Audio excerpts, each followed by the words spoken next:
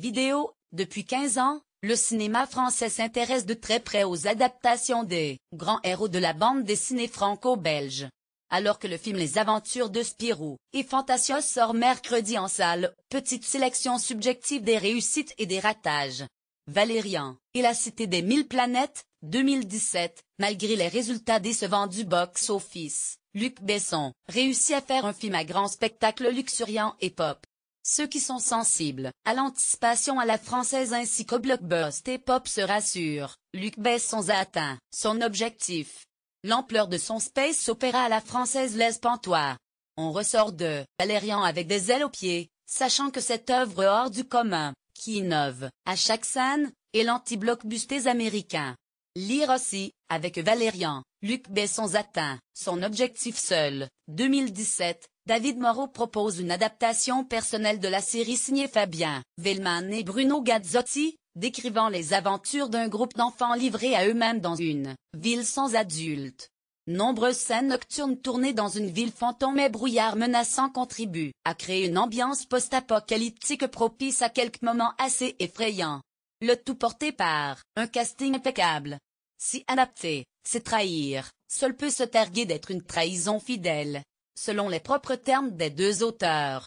Lire aussi, seule, une adaptation fascinante, de la BD Phénomène Poulet aux prunes, 2011, après Persépolis, Marjane Satrapi adapté en Prise de vue réelle, une autre de ses bandes dessinées. Souvenirs d'enfance, tableaux de famille, rencontres étranges, jours d'ennui, sans personnages, 1000 anecdotes surgissent à l'écran. Le film s'envole comme un tapis magique, traverse les époques, les pays, les styles cinématographiques, avec une fantaisie exubérante, un régal. Lire aussi, Poulet aux prunes, la critique Boulet Bill, 2013. Le tandem Alexandre Charlot et Franck Magnier nous promettait une comédie familiale. On assiste plutôt à un drame social, profondément mélancolique. Tous les gags tombent à plat. On s'ennuie ferme, et les enfants dans la salle baillent dès la 10e minute. Qu'il est loin l'esprit, bon enfant des albums de Roba. Tout cela est déprimant. De quoi vous donner le bourdon. Lire aussi, Boulet Bill, la comédie vire-drame Les Aventures de Tintin. Le secret de la licorne, 2011, 30 ans qu'il en rêvait. Steven Spielberg a fini par réaliser son Tintin. Malgré son échec aux États-Unis, ce film, virtuose, qui rend un bel hommage à Hergé, a rapporté près de 376 millions de dollars dans le monde. Steven Spielberg et Peter Jackson sont donc partis pour une trilogie, qui utilise toujours le procédé de la performance capture. En route, mon vieux Milou.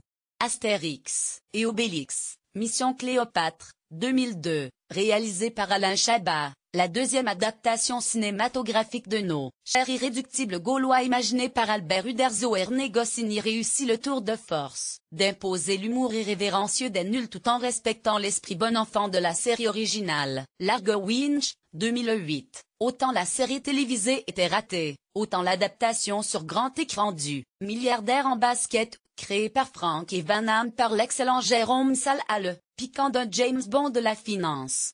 Blueberry. L'expérience secrète, 2004, malgré la présence au générique de Vincent Cachel, le Blueberry de Jean Quinn est un ratage complet. Trahissant l'esprit de la série originale créée par Giraud et Charlier au profit d'un chamanisme de pacotille, le film n'a pas rendu service au lieutenant Myrtille. Solon Cowboy. Lucky Luke 2009. Décidément, les westerns de la BD n'ont pas de chance au cinéma. Après le calamiteux Les Dalton de Philippe Haïm, en 2004, Jean Dujardin croyait lever la malédiction en adaptant, à sa sauce l'œuvre de Maurice et Goscinny. Le Port Lonesome Cowboy attend toujours.